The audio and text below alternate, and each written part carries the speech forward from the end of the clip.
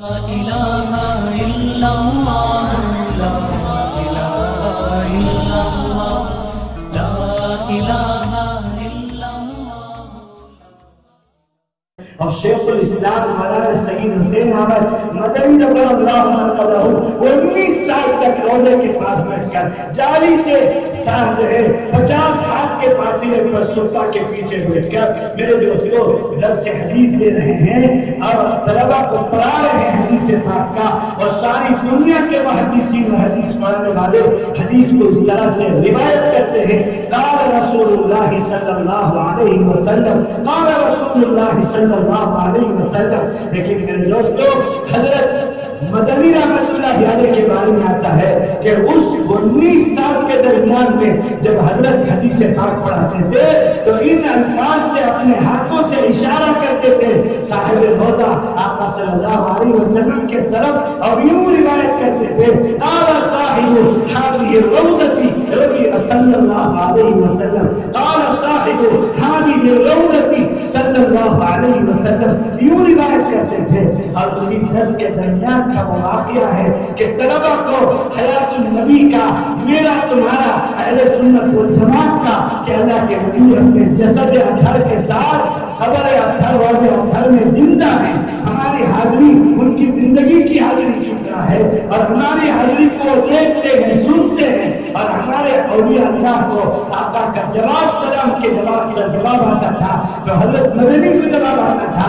حضرت شیخ الاسلام جب روزے میں حاضر ہوتے تھے تو نانا جان کو ان کی اولاد میں سے تھے سلام کرتے تھے السلام علیک یا رسول اللہ نہیں السلام علیک یا جدی نانا جان آپ پر صلاۃ و سلام ہو.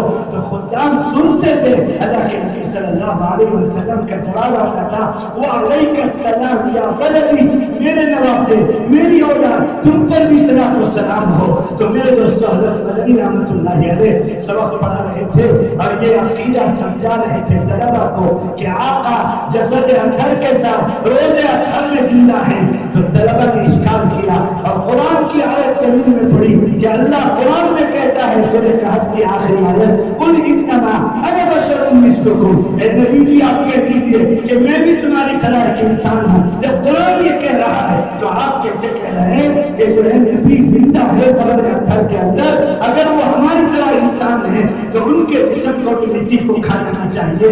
حضرت مدنی فرما رہے ہیں کہ یہ ایک سوال اور اعتراض کا جواب ہے کہ بعض کفار نے یہ باتیں منگھڑت اڑائی کہ لوگوں کا رجحان بڑھتا جا رہا ہے. اس کے رجحان ہٹانے کے لیے رجوع ہٹانے کے لیے ارے یہ تو انسان ہی نہیں ہے یہ تو جن ہے یہ تو کوئی اور مخلوق ہے اور جو اس طرح کی مذاق اڑاتے تھے. تو اللہ نے کہا کہ نہیں یہ بھی تمہاری طرح انسان ہے. لیکن حضرت مدنی سمجھا رہے تھے کہ انبیاء صف اولا کا مقام رکھتے ہیں انسانوں میں. جیسے انسانوں میں الگ الگ درجات اور منزلیں ہوتی ہیں اسی طرح سے نبی یہ جو ہے روحانی اعتبار سے امت کے جو ہے قائد ہوتے ہیں اور امت کے جو ہے وہ رہبر اور پیغمبر اور رسول ہوتے ہیں. جو میرے دوستوں ان کی خصوصیات ہوتی ہیں وہ عام انسانوں کی طرح سے انسان نہیں ہے. حضرت مدنی بتا رہے تھے کہ تمام انبیاء کی خصوصیات میں سے عام انسانوں کے مقابلے میں یہ بھی ایک خصوصیت ہے کہ نبی عام بچوں کی طرح سے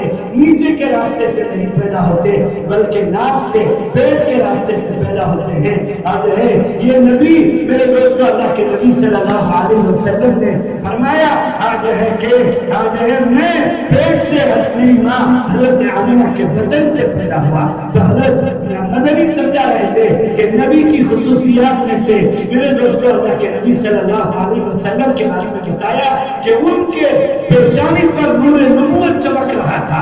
اور اللہ کے نبی کے بارے میں فرمایا حضرت مدنی نے ان کے کندھے کے درمیان میں مہر نبوت چمڑے میں ابھر کر مجھے پیدائش سے میرے بچے کے بارے میں یقین ہو گیا کہ میرا بچہ کوئی عام بچہ نہیں ہے. اور جب میرا بچہ پیدا ہوا تو اس نور کی شعاؤں میں 1000 سال سے جلتی ہوئی فارس کی آگ کو بجھتے ہوئے میں نے دیکھا. حضرت آمینہ کہتے ہیں کہ میں نے اس شعاؤں میں اور ریفلیکشن کے اندر اس روشنی کی جھلکیوں میں قیصر اور کسریٰ جو اس وقت کے سپر پاور طاقت تھے ان کے محلوں کے کنگورے ٹوٹتے ہوئے میں نے کفر کو مٹتے ہوئے آنکھوں سے دیکھا. یہ میرے نبی کی جو ہے خصوصیات ہے، حضرت شیخ الاسلام سمجھا رہے ہیں، لیکن طلبہ جو طلبہ ہوتے ہیں اس لیے طلبہ نے پھر کہا ما فہمنا، ہم کو ابھی تک سمجھ میں نہیں آیا۔ اب حضرت مدنی کا باطنی مقام ظاہر ہوتا ہے اور حضرت مدنی کا روحانی مقام ظاہر ہوتا ہے۔ حضرت مدنی فرماتے ہیں طلبہ سے جالی کی طرف اشارہ کر کے اور فرماتے ہیں انظروا ہونا، اس طرف دیکھو۔ طلبہ نے دیکھا، میرے دوستوں طلبہ کی چیخیں نکل گئی، طلبہ بے ہوش ہو کر مرغ بسمل کی طرح سے تڑپ رہے تھے۔ طلبہ نے آنکھوں سے بیداری میں دیکھا کہ تمام جاری کی آگ یہ جو ہمارے سامنے ہے سب ختم ہے، اور اللہ کے نبی صلی اللہ علیہ وسلم بنفس نفیس تشریف فرما ہے۔ یہ حضرت مدنی کو اللہ کے نبی نے فرمایا مولوی حسین احمد ہندوستان جاؤ، اور تمہارے استاذ کے ہاتھوں میں جو اس وقت ان کی عمر کا آخری وقت ہے، شیخ الہند کے ہاتھ میں اس ملک کی تحریک آزادی کا علم اور پرچم ہے، وہ تم کو آگے بڑھ کر لینا ہے اور تم کو تحریک آزادی کا قائد اور رہنما بننا ہے۔ اس لیے تحریک آزادی کی سند حضرت مدنی کے واسطے سے میرے دوست آقا صلی اللہ علیہ وسلم